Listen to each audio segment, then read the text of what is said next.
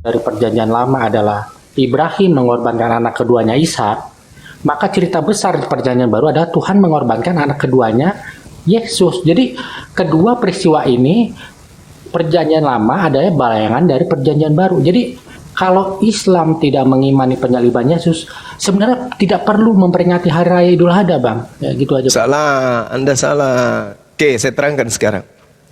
Jadi gini, terjadinya keinginan Allah yang Maha Suci lagi Maha Tinggi agar Abraham kemudian menyerahkan anaknya, itu bukan terkait dengan tebusan dosa. Tidak ada hubungannya dengan dosa waris, nggak ada. Ini hanya ujian kepada Nabi Ibrahim alaihissalam. Allah subhanahu wa ta'ala mengatakan itu. Ini ujian. Bukan kemudian diperintahkan untuk melakukan ini sebagai sesuatu yang terindikasi sebagai apa? Penebusan dosa, penebusan dosa waris dan seterusnya. Itu nggak ada hubungannya. Allah subhanahu wa ta'ala hanya ingin menguji. Dia menguji apakah benar dia ini mau taat kepada perintahku. Inna haza lahu wal bala'ul mubin. Sesungguhnya ini benar-benar satu ujian yang nyata. Ibrahim hanya diuji. Begitu juga di dalam kitabnya orang Yahudi dikatakan di Kejadian 22. Ibrahim hanya diuji. Allah subhanahu wa ta'ala di dalam Al-Quran mengatakan diuji. Kemudian Tuhan yang Maha Suci lagi Maha Tinggi yang datang kepada Nabi Musa juga mengatakan itu ujian. Setelah semuanya itu Allah mencoba Abraham. Ia berfirman kepada Abraham, wahai Abraham, lalu sahutnya, ya Tuhan, ambillah anakmu yang tunggal itu yang engkau kasihi, yakni bla bla bla bla, pergilah ke tanah Moria, persembahkanlah dia di sana. Ini ujian. Kejadian 22 nomor 1. Setelah semuanya itu Allah menguji Abraham. Ujian. Bukan persembahan untuk dosa, bukan penebusan untuk dosa. Lalu apa yang terjadi? Apa yang terjadi? Allah subhanahu wa ta'ala mengatakan apa? Wa fadainahu bizibhin azim. Dan kami tebus anak itu dengan seekor sembelihan hewan yang besar. Jadi tadinya Allah menguji Abraham dengan Abraham mempersembahkan anak manusia. Begitu Abraham membenarkan ujian ini ingin dilakukan, Allah menggantikannya dengan hewan. Kebalik, di Kristen berbeda. Ketika kemudian perintah Tuhan di Imamat 1 nomor 2, wahai anak-anak Abraham, wahai Bani Israel, katakanlah kepada kalian bahwa apabila di antara kalian Bani Israel ingin mempersembahkan kurban, maka persembahkanlah hewan ternak, domba, sapi, lembu, kambing. Itu yang diperintahkan oleh Tuhan. Imamat 1 nomor 2. Begitu juga di dalam Al-Quran menjelaskan surah Al-Hajj ayat 34. Kami telah mensyariatkan kepada setiap kaum untuk ketika ingin mempersembahkan, hendaklah mereka mempersembahkan hewan ternak seirama dengan Yahudi kitabnya dan kitabnya umat Islam. Nah, Kristen ini berbeda. Yang tadinya hewan dirubah menjadi manusia. Dari mana Kristen dapat ilmu kayak begitu? Al-Quran mengatakan pengorbanan untuk penebusan adalah hewan. Begitu juga kemudian di kitabnya Nabi Musa, pengorbanan itu dijadikan hewan. Abraham mempersembahkan anaknya diganti dengan hewan. Di Kristen yang tadinya hewan, Imamat 1 nomor 2 diganti menjadi manusia. Yohanes 1 nomor 29. Ini apa-apaan ini? Jadi ajaran yang sangat bertentangan dengan ajaran para nabi. Jadi kalau Anda mengatakan bahwasanya itu adalah penebusan dosa, keliru besar. Abraham melakukan persembahan anaknya bukan karena mau menebus dosa, tetapi hanya ketaatan kepada Tuhan yang telah mengutus Nabi Abraham alaihissalam. Begitu saudara Masaha, silakan. Ya, aku boleh nanya dulu nggak Bang? Satu aja Bang. Itu kan di Islam kan ada frase wan yalid walam yulat ya, yang apa, tidak beranak dan tidak diperanakan. Itu benar nggak Bang itu Bang? Benar ya aku mengucapinnya benar? Ya, lam yalid walam yulad. Pencipta langit dan bumi itu tidak beranak, tidak diperanakkan. Silakan. Ya. Sekarang aku pengen tahu bahasa Arabnya kalau beranak dan tidak diperanakan Bang. Itu bahasa Arabnya apa Bang? Aku pengen tahu. Maksudnya apa ini? Kan tadi kita sudah sebutkan. Ya, kan kalau itu kan tidak beranak dan tidak diperanakan. Nah, kalau bahasa Arabnya beranak dan tidak diperanakan apa, Bang? Ah, Lam yalid walam yulad. nah, itu kan tidak beranak, tidak diperanakan ya, Bang, itu, Bang. Iya. Nah, kalau Yaliduhu wa yuladuhu. Wal yuladuhu. oh, oke, oke, oke. Ya, iya, Bang. Nah, terus Ya, itu bedanya, Bang. Kalau Islam itu kan Tuhan itu tidak beranak, ya kan? Iya. Nah, kalau Kristen itu Tuhan itu beranak, Bang. mantap. Ya, dan kedua anak itu adalah Adam dan Yesus gitu. Ya udah. Silakan Dinda Damar masuk. Silakan dilanjut. Nggak, sembari itu besarin saya biar yang nyari-nyari saya udah tahu kalau akun saya diblokir gitu kan. Sembari itu ini penyampaiannya gini, Bang. Saat kita membangun konsepsi tentang Tuhan ya Bang Marsya, ini kita main ranah logika, karena kalau seandainya saya bahas dengan Anda bawa Quran dan Anda di sini bawa Bible kan nggak akan ketemu ya, sama-sama tidak mengimani kan gitu. Kita ke ranah logika aja. Ke ranah logika gini, Bang. Ketika kita mengkonsepsikan Tuhan, apa itu Tuhan? Kita bilang Tuhan itu maha kuat, Tuhan itu maha menciptakan, Tuhan itu bisa menciptakan segalanya, misalnya gitu kan. Namun nyatanya, Bang, konsepsi itu batal. Kenapa batal? Ada daripada kalangan-kalangan terdahulu menurut sejarah yang menyembah Tuhan tidak maha hebat. Contohnya, seperti orang yang menyembah api. Apa hebatnya api?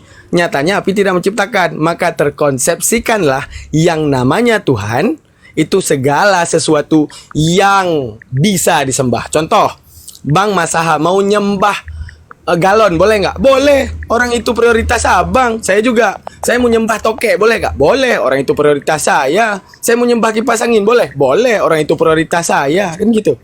Jadi menunjukkan seperti ini. Kembali lagi saat kita mengkonsepsikan Tuhan, tanya lagi ke akal dan pikiran. Cocok atau tidakkah wahai akalku dan wahai hatiku untuk hal itu aku sembah. Seperti itu, Bang.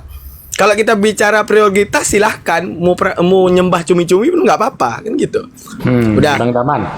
Oke, tunggu bentar. Apa lagi? Kalau aku mau menyembah bapak saya, boleh nggak, Bang?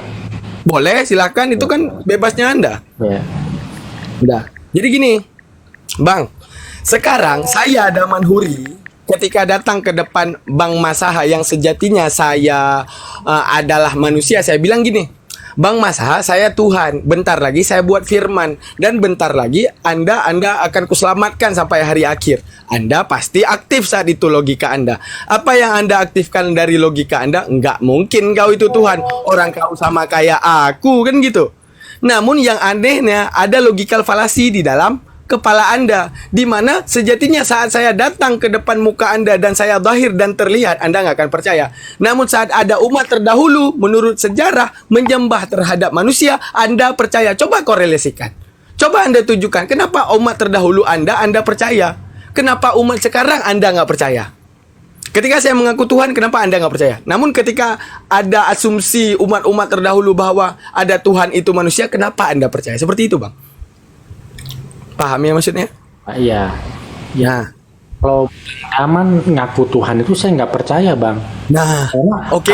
Berarti karena menunjukkan otak Anda aktif saat itu kan? Nah, Berarti otak betul, Anda Bang. oke, nggak mungkin ya kan gitu. Kenapa? Nah. Karena Bang Daman itu bukan ciptaan baru kayak Yesus gitu loh. Bang Daman itu kita sama-sama keturunan Adam gitu. Iya, oke. Nah, ya. Udah. Terus ketika ada umat terdahulu dan kisahnya, ataupun kan kita ini mengonsumsi legenda ya Bang ya.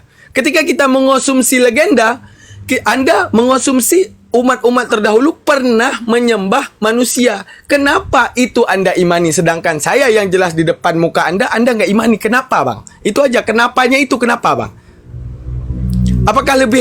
Apakah kan seharusnya Anda lebih hebat sekarang menyaksikan langsung Tuhan Anda, yaitu Daman, jelas-jelas depan muka Anda.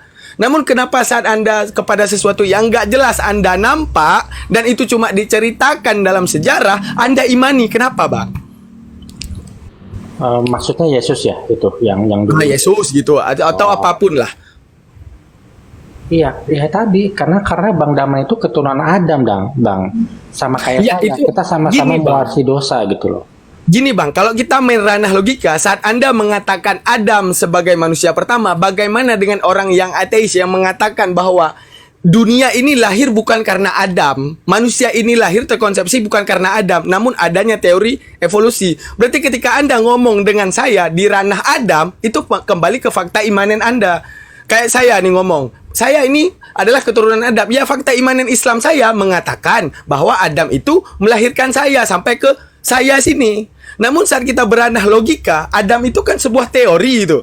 Menunjukkan kalau kita udah main ke logika nih, fakta imanen kita sampingkan. Di mana imanen Islam samping dulu, imanen Kristen samping dulu. Di mana manusia yang dahir-dahir dulu. Saya ada dan engkau ada, wahai Bang Masaha. Ketika keduanya kita ini ada, kenapa ketika saya mengaku Tuhan, otak Anda aktif? Namun ketika ada sejarah yang mengaku Tuhan, Anda percaya. Kenapa? Padahal yang jelas-jelas di depan muka Anda mengaku Tuhan, nggak mau Anda imani, dan otak Anda mengatakan, nggak mungkin lah, orang kau punya lato-lato, orang kau pas kecilnya nete, orang kau itu awal dilahirkan, ujung-ujungnya kau juga mati, kau itu pasti Anda akan mikir gitu, kok sama kayak aku. Namun ketika ada masyarakat yang dahulunya menyembah terhadap Tuhan tersebut, kenapa abangku Anda percaya masyarakat itu? Kenapa abang? Itu doang. Kita main logika doang aja. Karena bang, salah satu kesalahan dalam pola pikir, ketika kita mempercayai sesuatu karena ada masyarakat yang mempercayai itu. Contoh, ketika disebutkan tentang kenapa Anda percaya tentang Malikundang dikutuk jadi batu? Ya karena ada masyarakat yang mempercayai. Namun apakah itu menjadi konkret? Enggak konkret bang, cukup percaya doang. Namun kita harus membuktikan secara akal dan hati, benar apa enggak ya, kan gitu. Karena sejatinya bagaimana seorang manusia yang jatinya zatnya itu terdiri daripada darah dan saraf-saraf dan kulit dan semuanya tiba-tiba jadi batu. Di mana batu itu benda mati, bagaimana dinisbatkan benda mati ke dalam benda hidup ataupun benda hidup ke dalam benda mati. Jadi kan ibaratnya saat kita bermain logika, abangku, saya kenapa enggak abang percaya, namun kenapa umat terdahulu Anda percaya? Maka Anda harus tanya lagi sekarang dalam keimanan Anda, bang. Tanyakan satu hal. Tanyakan, kok aku percaya orang dulu ya? Kenapa saat orang sekarang aku percaya? Padahal dia juga orang. Yesus juga orang. Sama-sama orang. Gitu. Ya, ini kalau buat saya sih ini pertanyaan orang ateis ya. Iya, sekarang saya di depan Anda jadi seorang ateis. Seorang yang memang gak main fakta imanen. Di ranah rasional kita bermain, bang. Karena ketika saya bermain di fakta imanen, saya bilang nih ayat Al-Quran, saya bilang nih salah satunya apa? Kul huwallahu ahad, Allahu samad. Anda percaya nggak? Nggak akan percaya. Karena apa? Ranah fakta imanen, bang ya. Namun saat saya bahas ranah fakta rasional, oke, fakta rasional, abang bilang, ya Kristen terdahulu, makanya aku percaya. Orang Islam baru adanya berapa Masehi, Islam terdahulu. Oke bang, kita bahas masalah fakta imanen, fakta historial tentang sejarah. Kenapa bang? Zoroaster agama menyembah api dengan kitabnya Zen Avesta, kitab sucinya Zen Avesta, tidak abang imani. Kenapa kami dituntut percaya sejarah abang? Kenapa sejarah penyembah api nggak bisa dipercaya? Menunjukkan gini, kalau abang ingin bertuhan karena sejarah, tuhanilah Brahmana bang. Itu umat terdahulu dan sejarah paling terdahulu di antara Islam dan Kristen. Imanilah Brahmana. Kenapa? Kalau bicara masalah terdahulunya sejarah, Brahmana adalah Tuhan sebenarnya. Namun hebatnya Islam, bang. Islam itu adalah membangun konsepsi dalam kitabnya, di dalam Al-Qur'annya, untuk menunjukkan, wahai manusia, terserah kau mau nyembah botol aqua kek, mau nyembah kunci motor kek, mau nyembah kipas angin kek, terserah kau. Namun kau ingat, ini ku kasih teori buat kau, biar otak kau main. Nih, ku kasih teori. Maka dibantah oleh Al-Quran. Dalam Quran surat Al-A'raf ayat 138, apa dibantah? Teori teofani dia bantah. Dia dibantah oleh Al-Quran. Sejatinya Al-Quran tidak membantah agama Anda, namun pola pikir Anda yang dibantah Al-Quran. Yang pertama teori teofani, teori tentang penebusan dosa. Itu teori penebusan dosa itu disebutkan dalam surat Al-Maidah, di mana Isa itu tidak juga disalib dan segalanya. Itu disebutkan dalam Al-Quran. Pola pikir ketika Anda berpikir daripada paham bukan Theostokos, monarki-monalism. Mereka paham terhadap bahwa yang Tuhan itu Allah Bapa ataupun saksi Jehovah. Mereka mengatakan apa? Bahwa Tuhan itu Allah Bapa. Oke, bagi mereka. Namun Isa itu apa? Anak Allah. Namun dibantah lagi pola pikir. Apa lagi yang dibantah pola pikir dalam Islam? Tuhan boleh jadi apapun. Kalau kita tanya, emang bang Tuhan boleh jadi apapun? Boleh. Tuhan jangankan jadi manusia bang, jadi tai juga bisa. Itu Tuhan. Kalau kita bilang Tuhan gak bisa jadi tai, maka dia bukan Tuhan. Oke. Namun bedanya bang, tanya lagi ke hati dan pikiran, cocok atau enggak Tuhan jadi tai. Sekarang gini, contoh saya manusia bang ya. Saya manusia. Saya kalau mau datang ke sebuah tempat yang ramai makan tai boleh nggak? Boleh. Silakan saya mau makan tai di tempat yang ramai. Namun apa yang dikatakan orang? Wah, orang gila. Bisa jadi tai bang. Bukan soal jadi tai, makan tai. Ya, dengar baik-baik ya. Menunjukkan gini, boleh nggak saya seorang manusia nggak makan makanan tapi makan tai di depan orang ramai? Apa kata orang ramai terhadap saya? Ih, orang gila nih, nggak berakal dia nih. Karena apa? Menunjukkan apa? Tidak layak untuk saya makan tai. Saya itu manusia disuguhkan dengan makanan, dan tai itu hasil daripada proses makanan. Begitu juga Allah bang, Tuhan. Tuhan itu zat maha kuat, zat maha hebat. Ketika dia berteofani terhadap zat yang maha lemah, maka semua perwakilan zat maha lemah akan ada pada Tuhan. Contoh, Tuhan menjadi tai, nggak usah jadi manusia, yang paling parah aja jadi tai. Segala sesuatu terhadap tai itu diinjak, tai itu bau, tai itu dilalatin, tai itu jadi bego tai itu tidak bisa bicara, terus dibuang, terus disiram. Maka Allah akan seperti itu. Karena apa? Tidak layak ketika zat yang maha kuat tiba-tiba turun zat ke yang maha lemah. Maka ujung-ujungnya zat maha kuat ini akan beradaptasi dengan zat maha lemah. Maka dipandanglah zat itu tidak lagi maha kuat, menjadi zat maha lemah. Maka main lagi otak Anda bang. Kenapa aku harus percaya Yesus yang itu diceritakan masa dahulu? Sedangkan ketika sekarang aku berpikir, ketika ada manusia datang ke depanku bilang dia Tuhan, aku nggak percaya. Gitu, udah capek saya. Itu logika Anda Bang, sedang saya aktifkan gitu bang. Lanjut. Bang, kita kalau lagi ngobrol soal agama, kita jangan ngomong logika deh bang. Karena Saya apa? tanya bang, sekarang tunggu dulu bang. Sekarang saya tanya bang.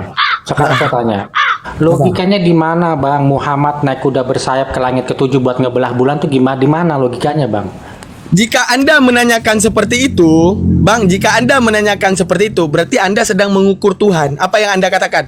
Tuhan ini nggak bisa ciptain sebuah burak, naik kuda, berangkat ke langit. Anda mengatakan segala sesuatu itu nggak bisa pada Tuhan. Maka apakah boleh hal nggak bisa itu ada pada Tuhan? Kalau Tuhan dikatakan nggak bisa, kayak contoh jadi tai, Tuhan nggak bisa jadi tai, maka batal jadi Tuhan. Kenapa batal jadi Tuhan? Jadi tai aja nggak bisa. Itu menunjukkan bagaimana soal jadi tai boleh, soal apapun mau dibuat. Misalnya bang, nggak usah jauh, Bang Masya ini hari ini mau dibuat oleh Tuhan. Apa dibuat oleh Tuhan? Bang Masya ini tiba-tiba terbang, tiba-tiba udah capek terbang di langit, dijatuhin lagi ke dalam tai. Boleh? Boleh. Orang suka-suka Tuhan. Menunjukkan apa? The real emang. Udah, the real emang suka-suka Tuhan bang. Cuman bertanya lagi, Tuhan ada yang namanya boleh melakukan sesuatu, apakah itu mengurangkan zatnya? Di dalam Islam pola pikir loh bang. Di dalam Islam, kenapa Tuhan tidak boleh berteofani? Agar zatnya itu tidak lemah. Kenapa Tuhan itu tidak boleh manusia? Agar Tuhan itu tidak disangka berak, tidak disangka nete, tidak disangka lahir, tidak disangka mati. Karena itu bang. Jadi Islam ini memusuhi banget Injil dan Taurat ataupun Biblos Anda. Tidak bang. Yang dimusuhi Islam pola pikir Anda sebagai manusia yang seharusnya Anda aktif dalam berpikir. Tapi kenapa tiba-tiba Anda down dalam berpikir? Karena ada fakta imanen ataupun doktrin bang. Percayalah bang, Islam juga doktrin bang. Ketika Anda lahir di dalam Islam, dibawa ke masjid, dikatakan Nabi Muhammad Nabi, didoktrin Anda untuk percaya Nabi. Udah, sekarang didoktrin Anda untuk percaya ada Tuhan kita ya, namanya Allah. Doktrin, saya setuju doktrin. Namun sejatinya saat Anda meneliti Al-Quran bang, di dalam Al-Quran ternyata Al-Quran itu tidak berbicara masalah agama. Ternyata Al-Quran itu membicara masalah pikiran, berbicara masalah akal. Di mana akal Anda seandainya Tuhan seperti ini? Makanya saya bilang kepada Bang Masya mau nyembah tokek, oke, namanya juga manusia, suka-suka kau menyembah apapun. Namun satu, ketika logika Anda aktif, tanya lagi ke logika Anda bang, patut nggak hal itu aku sembah? Atau nggak patut? Gitu. Kalau Anda bermain logika. Namun kalau Anda enggak bang, iman, pokoknya aku iman, ya udah logika Anda sampingkan. Ketika disebutkan nggak tahu saya ayat berapa, Tuhan ini ya bang, disebutkan di Taman Eden, saat Taman Eden malah main petak umpet dengan Adam dan Hawa. Di mana kamu? Adam dan Hawa, di mana kamu? Adam dan Hawa sebutkan, maaf Tuhan aku bersembunyi karena tadinya aku telanjang, aku malu terhadapmu. Kok Tuhan maha tahu, tiba-tiba jadi enggak tahu? Itu menunjukkan apa bang? Menunjukkan bahwa apakah boleh Tuhan bersifat dengan tidak tahu? Enggak boleh. Di dalam Islam itu yang sedang dibangun. Wallahu kulli syai'in. Contoh nih dalam Islam yang paling hebat bang. Kita analogi ya, saya bilang terhadap Anda kenapa saya bilang Al-Qur'an itu hebat. Contoh, wallahu sami'ul basir. Allah melihat, Allah melihat dan juga mendengar. Kita melihat dan mendengar nggak bang? Sama, kita melihat, kita mendengar. Sekarang ada kesamaan nih antara kita dan Tuhan, sama-sama melihat dan sama-sama mendengar. Ada ayat, laisa kamitslihi syai'un. Tidak sama dengan sesuatu. Wah, bohong nih Islam. Katanya nggak sama, loh kok ini sama? Ya nggak bang? Kita bahas bang. Contoh saya bilang bang, warna putih itu apa bang? Sama bang Masaha nih. Bang, warna putih itu apa bang? Coba contohin warna putih. Abang contohin nih warna putih. Putih itu kayak kulit. Abang bilang. Saya bilang, enggak, putih itu kayak awan. Orang lain bilang, Bang Zuma misalnya datang, enggak, putih itu kayak bebek angsa. Menunjukkan apa? Kualitas putih itu berbeda bang. Oke, kualitas putih itu berbeda. Namun diwakilkan dengan satu kata, yaitu putih. Di dalam Al-Quran, Al-Basir disebutkan. Al-Basir menunjukkan apa? Melihat. Berarti menunjukkan ketika disebutkan laisa kamitslihi syai'un, bahwa melihat Allah beda dengan kita. Bagaimana? Melihat kita, ketika kita melihat ke kiri, maka kita tidak bisa melihat ke kanan.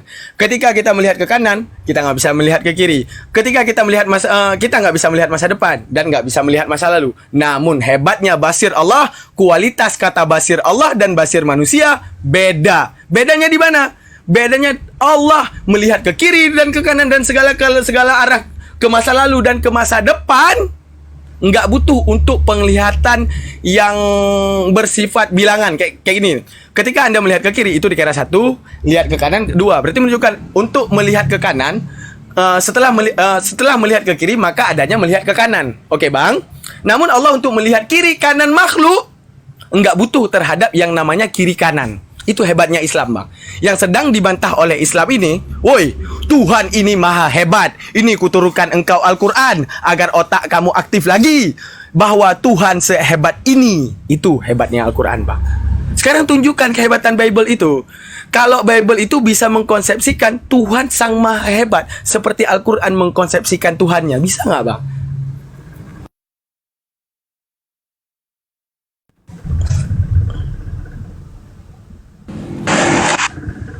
Mau apa lagi? Antara saya dan Anda jangan, ibaratnya mending kita main di ranah logika, Bang. Saya ingin logika Anda sampai mana gitu doang. Iya, ya, ini aku mengaktifkan logika aku nih ya. Nah, kalau benar dulu Nabi Muhammad itu naik kuda bersayap ke langit, kan logikanya fosil buruk udah ketemu dong. Tapi kan fosilnya mana coba? Fosil buruk di mana? Belum ketemu sampai sekarang. Kan logikanya begitu. Abang, burak itu bukan makhluk bumi, Bang. Kalau dia makhluk bumi, didemuin fosilnya, Bang. Itu makhluk langit, burak, Bang. Paham? Dah, lanjut. Atau Gurunda ingin menengahi, silakan Gurunda. Ada narasi atau gimana? Lanjut, Gurunda.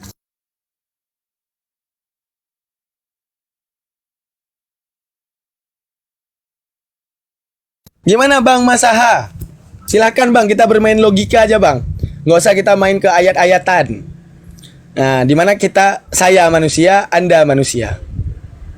Dan saat sama-sama manusia, kenapa kita nggak di ranah manusia? Ranah manusia apa? Hayawanun natik, dimana kita sama-sama berakal. Otak saya aktif, otak Anda aktif. Ibaratnya kayak gitu. Nah, ketika sama-sama aktif otaknya, kenapa dalam fakta keimanan salah satu sisi kita di dalam fakta aktual kita mengaktifkan otak kita. Dalam fakta iman kita menonaktifkan otak kita. Namun di dalam Islam secara aktual otak itu aktif, di dalam iman juga otak itu aktif, Bang.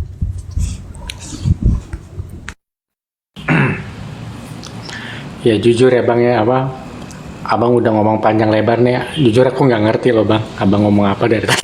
Nah itu dia saya bilang. Orang Islam coba tanya di sini logika. Isi kepala orang Islam ya. Oi orang Islam di bawah. Kalian ngerti nggak kira-kira? Kok nggak? Aduh saya ketawa dulu.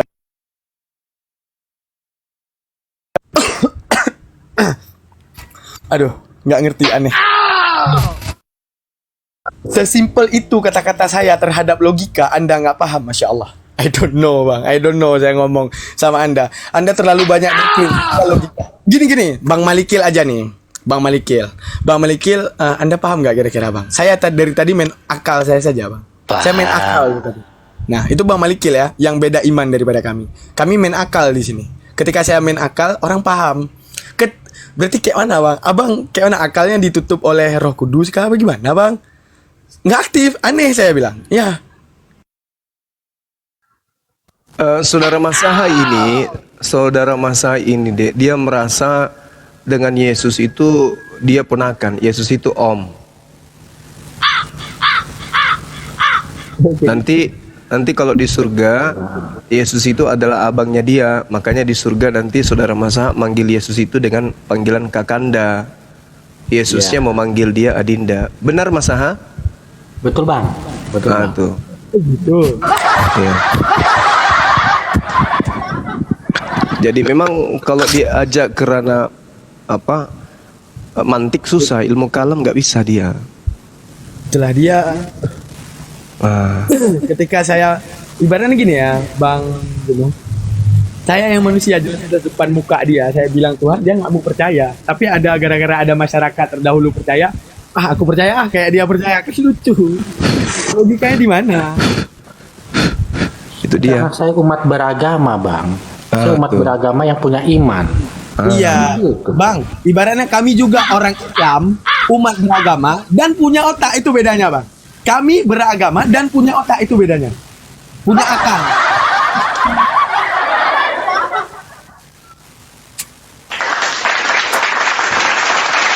Jadi kalau di Islam itu saudara Masaha ada otak, ada kalbu. Paduan antara koneksi antara kalbu dan juga otak, inilah yang disebut akal.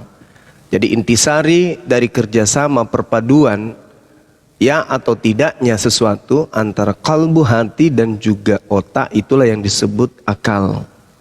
Nah, kalau konsep yang saudara bawa itu tidak sampai kepada akal, tidak sampai. Mungkin hanya di hati aja. Di hati Anda beriman, percaya, itu hati Anda. Otak Anda pada saat itu pensiun. Nanti pada saat kemudian Anda ingin menarasikan agar orang dengarkan apa yang Anda imani, muncullah teori yang disebut akal-akalan. Karena membenarkan dalil. Dalil iman yang Anda gunakan itu harus dibenarkan dengan akal-akalan. Artinya kedudukan daripada akal lebih rendah daripada dalil yang Anda pakai.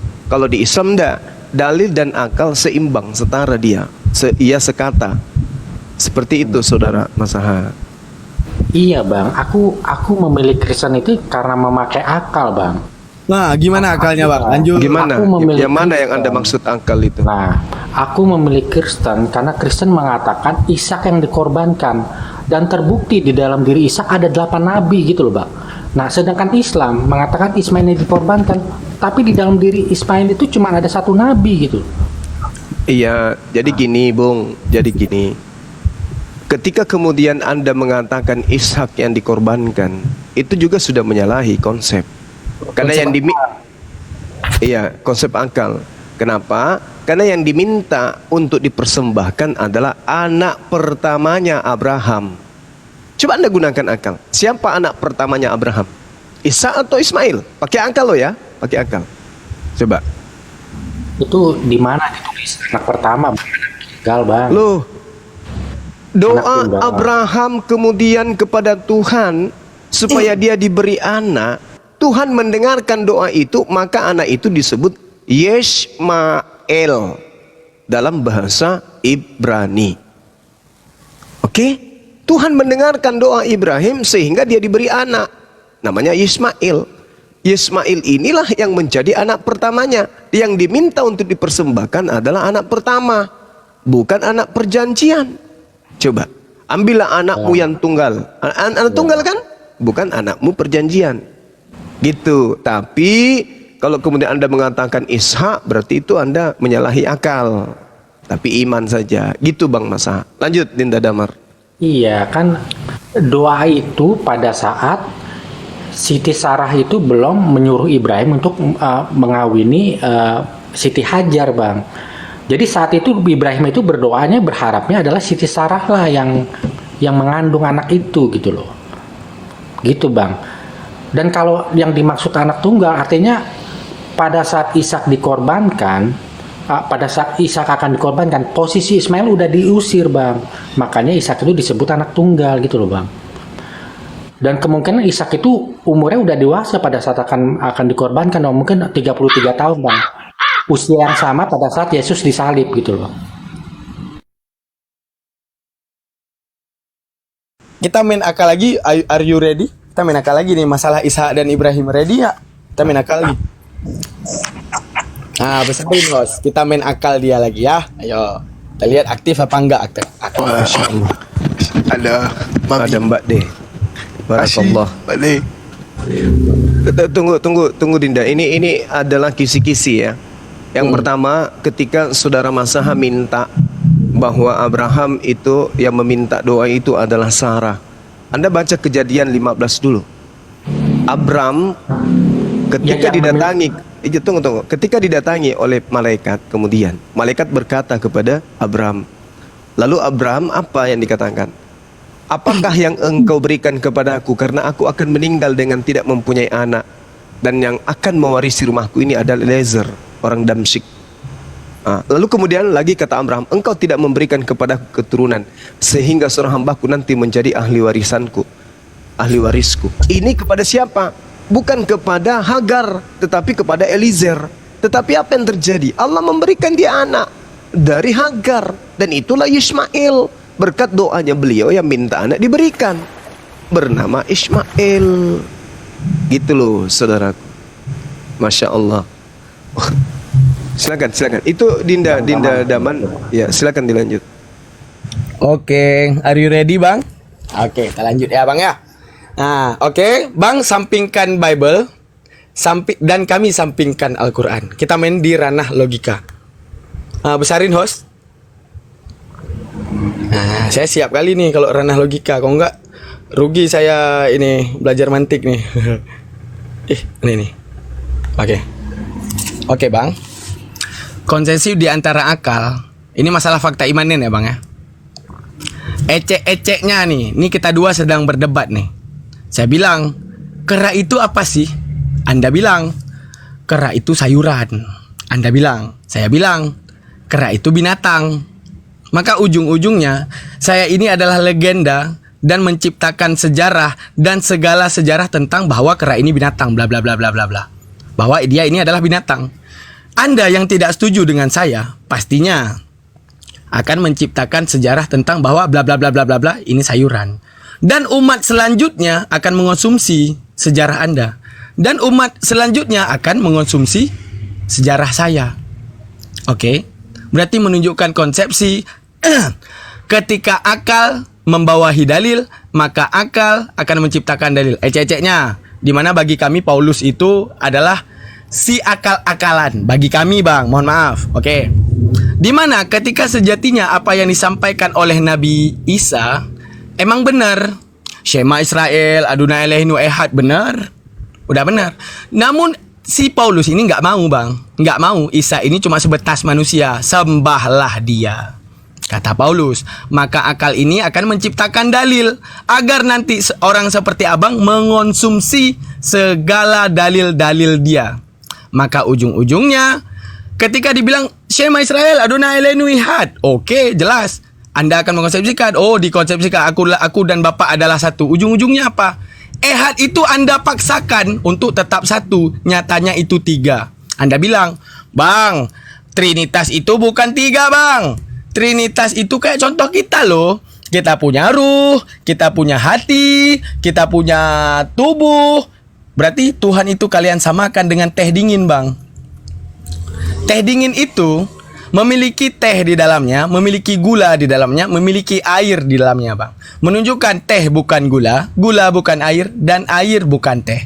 Menunjukkan bahwa ini satu kesatuan. Apakah Tuhan serendah teh dingin?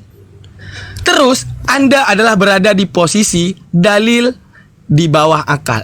Dalil di atas dan akal di bawah. Maka akal ini akan dipaksa untuk menyesuaikan dalil. Inilah fakta umat Kristen. Di mana akal ini akan dicoba-coba terus untuk sesuaikan dalil. Contoh, ketika dibilang Tuhan setelah disunat dipersembahkan lagi terhadap Tuhan. Yesus disunat, dipersembahkan terhadap Tuhan. Maka terkonsepsi Yesus adalah Tuhan. Dipersembahkan lagi terhadap Tuhan. Tuhan dipersembahkan terhadap Tuhan. Maka Anda sebagai pengkonsumsi sejarah tentang penyembahan umat manusia dipaksa sekalipun bingung untuk menyesuaikan dalil. Namun faktanya Islam bang, hebatnya bang. Akal ini menyesuaikan dalil dan dalil menyesuaikan akal. Berjalan semuanya beriringan. Contoh, ketika dikatakan Qul huwallahu ahad, Tuhan itu satu, the real. Kami langsung mengartikan satu. Maka akan terkonsepsi, bagaimana ya kalau Tuhan itu dua? Kalau Tuhan itu dua, maka Tuhan ini pasti bisa bunuh Tuhan ini, dan Tuhan ini pasti bisa bunuh Tuhan ini. Ketika sama-sama bisa membunuh, berarti menunjukkan apa? Alam ini nggak akan ada karena Tuhan telah terbunuh oleh Tuhan lainnya. Selanjutnya apa? Kalau seandainya jika Tuhan itu dua, seandainya jika Tuhan itu dua, maka menunjukkan jika Tuhan ini menciptakan sesuatu, maka Tuhan ini dipaksa setuju dengan sesuatu tersebut. Terpaksa setuju menunjukkan kelemahan Tuhan. Maka dalil dan akal berjalan beriringan. Contoh, ketika teofani di dalam Al-A'raf ayat 138 kalau nggak salah. Wahai Musa, buatlah sebuah berhala untuk kami. Nah, itu katanya. Agar kami bisa melihat Tuhan kami. Dan wujudkanlah Tuhan kami di dalamnya, agar kami menyembah. Apa kata Nabi Musa? Sungguh kalian orang-orang bodoh. Menunjukkan apa? Tuhan kalau mau teofani, jangankan ke lembu, jangankan ke berhala, ke tai pun bisa. Namun menunjukkan bahwa gini bang, korelasinya. Kita bangun pikiran abang lagi. Ini udah banyak saya nih bermain logika. Oke bang, Tuhan itu zat maha hebat ya. Zat hebat ya, setuju ya. Zat hebat adalah Tuhan ya bang ya. Saya juga setuju, semua beragama juga setuju. Sekarang contoh teofani terhadap manusia, zat lemah. Oke, manusia ini zat lemah. Ketika zat maha hebat masuk ke dalam zat maha lemah, dia ada taiknya bang, dia ada lato-latonya bang, dia ada dilahirkannya bang. Maka apakah mungkin zat maha hebat mau dipandang rendah hanya karena masuk ke dalam zat maha lemah? Itu kembali ke akal Anda lagi bang. Maka Al-Quran itu seperti yang saya bilang, tidak sedikit pun abang memusuhi yang namanya agama Anda, namun pola pikir. Kita kembali ke Ishak dan Ismail bang. Oke, saat kita kembali ke Ishak dan Ismail, kita akan kembali ke ranah tadi bang, akal yang menciptakan dalil. Si Paulus ini bang enggak mau Islam itu benar dan mau Isa ini disembah. Maka dirubahlah sejarah oleh dia bang, yaitu akal yang menciptakan dalil.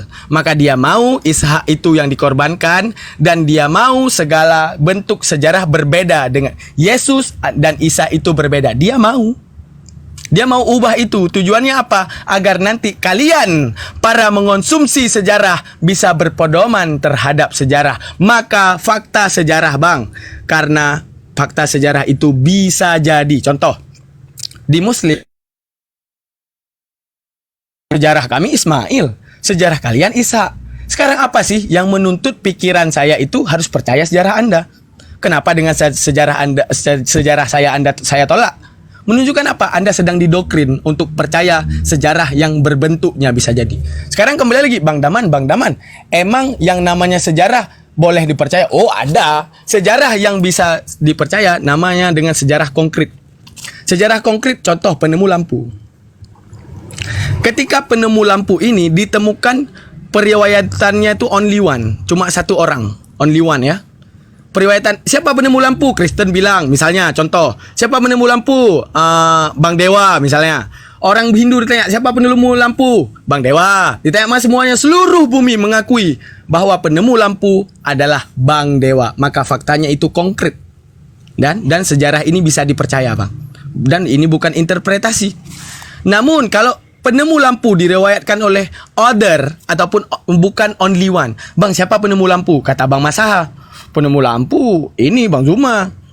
Saya tanya nih, Bang Dewa, penemu lampu siapa? Penemu lampunya ini Bang Daman. Saya tanya lagi ke abang awak, siapa penemu lampu? Oh, penemu lampu Yesus. Menunjukkan apa? Periwayatan banyak. Maka fakta sejarah itu bisa jadi. Jika Anda beriman terhadap Tuhan Anda karena fakta sejarah, percayalah Anda sedang didoktrin untuk sesuatu yang akal menciptakan segala dalil untuk Anda itu tambah bodoh. Percayalah itu, Bang. Sekian, kita main logika saja. Berarti menunjukkan jika Anda ingin berdebat di ranah sejarah, abangku, maka itu nggak akan ada kelar. Contoh, umat Hindu mengkonsepsikan Tuhannya sebagai Siwa. Umat Zoroaster mengkonsepsikan Tuhannya sebagai api ataupun Majusi. Sekarang umat Majusi pasti punya dong sejarahnya. Umat Siwa, penyembahan Siwa ataupun Brahmana juga punya dong sejarahnya. Sekarang tengahi lagi oleh otak Anda, sejarah mana nih yang harus ku percaya. Jadi menunjukkan Tuhan itu jangan percaya dari sejarah. Cari dulu konsepsi Tuhan. Agama Hindu kayak mana konsepsi Tuhannya? Agama Buddha kayak mana konsepsi Tuhannya? Agama Islam kayak mana konsepsi? Konsepsinya dicari, bukan sejarahnya. Setelah dicari ternyata, oh otak aku percaya nih, oh benar juga, oh gini, oh iya, oh betul juga. Nah itu dia Tuhan yang sebenarnya. Ketika Tuhan itu terkonsepsikan akal menyetujui dalil dan dalil menyetujui akal. Itulah Islam, Bang. Kemana kamu? Kok hilang tiba-tiba? Lanjut, Guru Nda. Sekian itu kalau masuk ke ranah logika ya.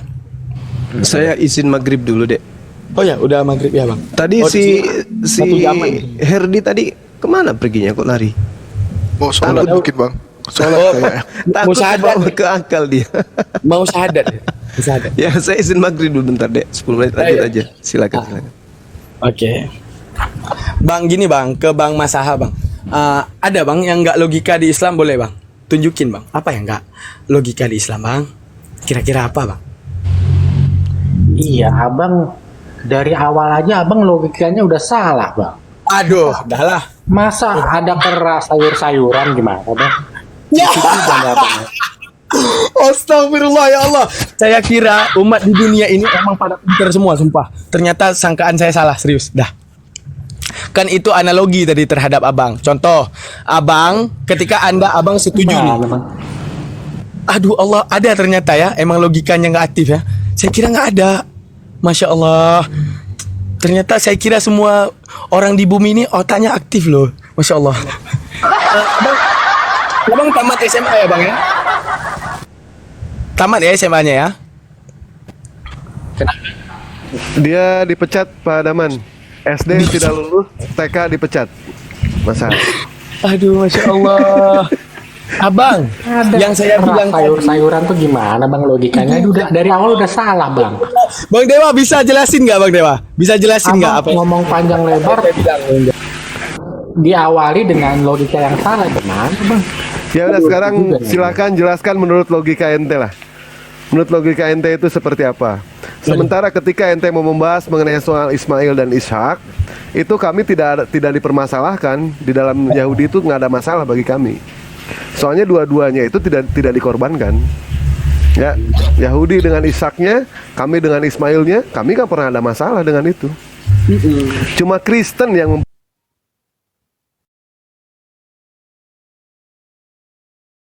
dengan Ismailnya, kami kan pernah ada masalah dengan itu. Cuma Kristen yang seperti apa yang benar. Nah, ayo jelasin logikanya nah. Ayo. Jadi dengan akal saya gitu, saya melihat pola di perjanjian lama, bang.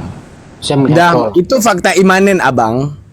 Aduh. Kalau Anda udah bawa dalil itu fakta imanen. Logika itu main. Bang Daman, coba deh Bang Daman pikir itu logika. Paham ya? Namun kalau bilang ketika saya lihat di dalam Al-Qur'an ada gini, itu fakta imanen. Aduh, capek nih. Aduh. Abang udah sarjana nggak Bang kira-kira? SD tidak lulus, TK dipecat, masa diulang lagi? Oh iya, Gimana? Aku lulusan SMP tapi saldo doktor, bang. Oh Masya Allah, the best. Tapi Apa bedanya masalah berpikir sama berakal? Berpikir sama berakal, apa bedanya, bang? Sama aja kan? beda lah, jauh kali bedanya. Oh, ya apa? Berpikir bedanya, dulu. Mas. Astagfirullahaladzim. Mas Aha, Berpikir. coba Oh, udah lanjut. ketika orang ditanya itu, ente berpikir dulu pada saat mau menjawab. Berpikir dulu coba. Masa pikiran sama akal bisa sama sih? Gimana ceritanya ini? Masa Iya Bang. ente Belajar ini loh, dokter Bang, ya kan? sama Gua ini. rasa ente bukan dokter ini, ente dukun ini. Coba jelasin, siapa aja yang boleh jelasin. Berpikir adalah lanjut. Berpikir adalah sifatnya sementara ataupun tasawuran. Itu berpikir. Menunjukkan kayak contoh nih. Saya bilang balon itu kuning. Ketika saya bilang balon itu kuning, itu ada dua konsep teori tentang balon dan kuning. Ketika kita realitaskan pada layak sebenarnya apakah kuning itu? Salah Itu masih kepanjangan. berpikir. Nah, itu masih berpikir, belum yang namanya berakal. Berpikir adalah bersifat kognitif. Nah, itu kalau di dalam ranah itu. Cuman kalau kita sederhanakan lanjut. berpikir, udah berpikir itu bisa bersifat sementara. Contoh bersifat sementara. Ketika saya bilang coba semua yang ada di sini pikirkan mobil, di kepala saya akan berpikir Avanza, di kepala Bang Zuma akan berpikir Honda Jazz, di kepala Bang Dewa akan berpikir mobil apa misalnya, mobil truk gitu. Menunjukkan apa? Itu ada konsepsi sementara dalam akal. Namun ketika saya bilang mobil itu ini loh yang saya bilang loh ini Jazz. Nah, itu ketika oh iya ini mobil, itu namanya berakal. Ketika kita udah menyetujui oh ini mobil. Namun ketika saya bilang enggak, mobil itu botol. Nah, itu menunjukkan apa? Dia cuma berpikir doang tapi tidak berlogika ataupun tidak berakal. Itu menurut saya, Bang. Selama saya pelajari ilmu. Bang. Gitu. Jadi kalau jadi yang benar gimana nih Bang? Kalau misalnya ada cewek nanya kita kamu lagi ngapain, terus yang benar apa Bang? Kita bilangnya aku lagi mikirin kamu atau aku lagi akalin kamu Bang? Itu balik Tanya. Bang. Itu sastra, Bang. Aku lagi mikirin kamu itu kepada sesuatu kata-kata yang indah agar dia terkesima. Bukan lagi pola dia. Aku mikirin kamu, wah mikirin dia ini pakai baju apa ya? Oh dia nih ini. Aduh capek juga ya. Aduh ya Allah, kok Apa bisa nggak Bang? sekalian Mas Aha tanya, kamu pakai celana atau enggak? Apa nggak sekalian seperti itu? Bang Dewan Mas Aha. sukanya menjurus-jurus nih. Bukan ente kok kita lagi belajar mengenai soal akal, ente malah dilarikan ke cewek lagi ngapain? Enggak tunggu Gimana saya ente bilang. itu? Masalah kera nih, Bang.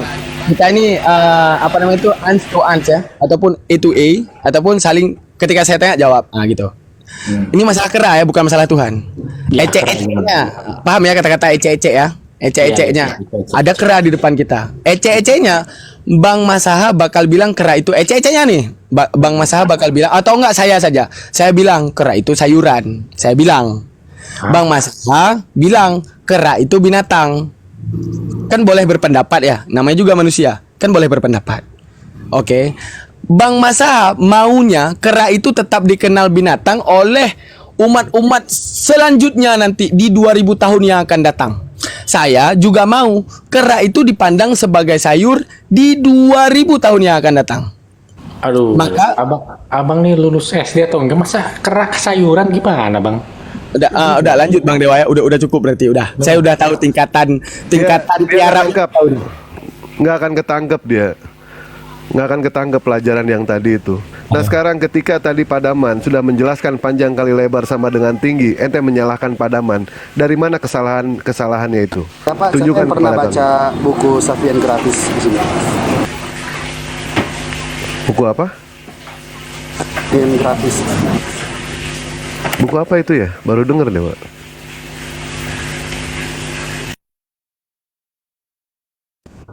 Atau yang lebih mudah aja Bang. Buku Ya, Bang. ditulis oleh Yuval Noah Harari. Oh belum. Kalau Bang Dewa mah Tatang Suparman ya udah. Dari dulu sampai sekarang yang namanya kera itu binatang Bang. Bukan Di situ sayuran, dijelasin Bang. perbedaan Aduh, ternak dengan manusia. Abang. Duh. Oh ya udah lebih mudah Bang ya. Kadang otak Anda tuh emang nggak aktif Kacau. sedikit. Ya, yang lebih mudah aja. Nah, ada kera. Yang Kera. lebih Kera yang lebih mudah. sayur-sayuran tuh gimana? Kayak mana itu Bang? Aduh, Allahu Akbar. Nauzubillah, otaknya kayak gini banget. Udah gini aja Bang. Yang lebih mudah. ini kita nih ada buah tomat nih. Nah, buah tomat nih ya kan. Nah, buah tomat nih lebih mudah kalau ini juga nggak dicerna. Kita salto belakang dua-dua ya. Oke. Iya, iya. Oke. Ya, ini buah tomat. Saya bilang, tomat tuh sayur-sayuran. Anda bilang, enggak, itu buah-buahan. Nah, itu bisa ya. Itu bisa ya. Itu bisa ya. Bisa. Nah, akhirnya bisa juga. Akhirnya aktif juga. Alhamdulillah ya Allah. Dah, oke. Sementara aktifnya cuma sementara doang masa ini. Oh ya kah? Oh, boleh. Iya. Oke. Ya, gimana masa? Silakan jelaskan Oke. menurut ente. Ini Bang sarjana sosial, sarjana S1 lagi lawan dokter nih. Oke. Nah, Bang dokter, ini ada tomat nih Bang ya. Saya bilang tomat ini sayur, Anda bilang tomat ini buah. Oke, udah setuju nih ya. Jadi, apa daya dan upaya Bang Masaha untuk membuktikan buah itu adalah tomat itu adalah buah? Dan Bang Masaha ingin teori Bang Masaha tentang tomat itu adalah buah dipahami oleh umat 2000 tahun yang akan datang. Oh, gampang banget itu. Gimana? Iya. Karena tomat itu bulat seperti buah apel. Nah, sekarang Bang Daman coba gimana meyakinkan kalau tomat itu sayur-sayuran. Bentar. Oke, udah. Berarti Bang Dewa sekarang lagi konsepsi, dia bulat kayak buah apel. Siap, kita pegang satu konsepsi, bulat seperti buah apel. Itu teori Anda. Saya bilang, kenapa itu dibilang sayur? Ya karena dia bisa dicincang, bisa ditumis, bisa di apapun. Nah, itu pendapat saya. Kan ada dua pendapat nih. Sekarang kita langsung ke 2000 tahun yang akan datang. Maka akan timbullah polemik. Apa polemik? Tentang sejarah. Maka satu sejarah mengatakan bahwa buah tomat itu sayuran. Satu sejarah mengatakan buah tomat itu adalah buah-buahan. Maka Bang Masaha ini pasti akan selalu berpikir tentang dalil-dalil agar apa yang Anda bilang dipercaya. Saya juga demikian. Agar saya juga dipercaya, saya juga harus punya dalil-dalil dan untuk pembuktian bahwa tomat itu adalah sayur-sayuran. Seperti itu, oke? Namun umat-umat yang terdahulu ini, apakah umat terdahulu ini boleh percaya saya, Bang, ataupun boleh percaya Anda? Kira-kira umat yang terakhir ini, yang nanti 2000 tahun yang akan datang, percaya saya atau Anda kira-kira, Bang?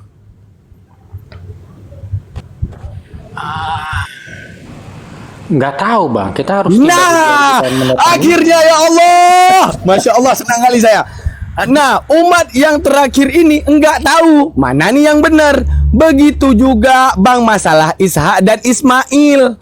Orang yang berakal-akalan dan menciptakan dalil tentang Ishak yang dipotong, maka dia akan menciptakan dalil itu. Saya juga akan menciptakan dalil bahwa Ismail yang dipotong. Namun Anda sekarang datang menjadi orang yang mengasumsi sejarah. Anda menanyakan, loh orang yang dipotong Ishak. Saya bilang, loh orang yang dipotong Ismail. Mana Bang yang harus dipercaya? Oke. Coba sekarang Bang Dama yakinkan saya kalau Ismail itu yang dikorbankan. Coba. Bang, aduh, saya nggak mau membawa dalil. Kalau dalil, Bang, tinggal saya bilang ini dalil ya, Bang. Yang disembelih itu Ismail, nggak perlu bawa dalil. Anda percaya nggak? Aduh, logikanya off lagi nih, Bang. Misalnya saya bilang nih terhadap Anda, Bang, yang disembelih itu Ismail. Anda percaya nggak? Ya pasti saya bilang dalilnya mana. Nah, gitu kan. Nah. Kalau dalil, saya akan bawa sejarah lagi, Abang. Sejarah itu sifatnya not absolute, bisa jadi. Karena kenapa? Karena Bang Daman pada saat itu belum lahir gitu loh. Kalau Bang Daman pada saat 1000-2000 tahun lalu itu udah lahir, mungkin saya percaya Bang gitu. Aduh, ya Allah. Bang, Abang juga baru lahir sekarang, Abang. Yang mengkonsepsikan Ishak yang disembelih di Gunung Meriah adalah orang yang telah mati semuanya, Bang. Sama, Bang, saya dan kamu itu. Kan ada kitab suci, Bang, sebagai pegangan kita, Fakta Bang. imanin dan fakta sejarah. Sifatnya bisa jadi. Allahu Akbar, na'udzubillah ya Allah. Bang Dewa lanjutkan. Habis suara saya, Bang. Lanjut, Bang. Nggak apa-apa. Bagus loh, otaknya udah aktif. Kok tiba-tiba off lagi, Masya Allah. Aduh, ya Allah, nih orang. Ya sudah ya. Dewa juga sampai bingung ini untuk nanggepin Masaha. Tuhan punya anak 2. Dewa maghrib dulu ya. Di sini Dewa mau siap-siap maghrib. Masya Allah, ada hampir 1 jam lagi. Makasih ya. Ya, Aku juga Bang Dewa. Bang Dewa jangan lupa di follow saya, Bang ya. Ini akun baru nih, siap di banner. Kasihan kali ya. Baik. Dewa doain mudah-mudahan di-banned lagi. Dewa doain. Santai aja. Ya. Ini Bang Neflos nih. Ini Bang Rasid, Neflos, Rasid. dia lebih enak nih logikanya nih. Kan lebih enak. Oncom, gue cabut dulu ya Sit ya. Ya, lari dia. Begitu datang ahli logika malah lari dia. Ya, Dewa izin pamit ya semuanya ya. Assalamualaikum warahmatullahi wabarakatuh. Masih banyak. Oke. Assalamualaikum Bang Neflos. Udah lama kita nggak berbincang ya Bang Neflos ya. Lah, Bang Neflos juga hilang.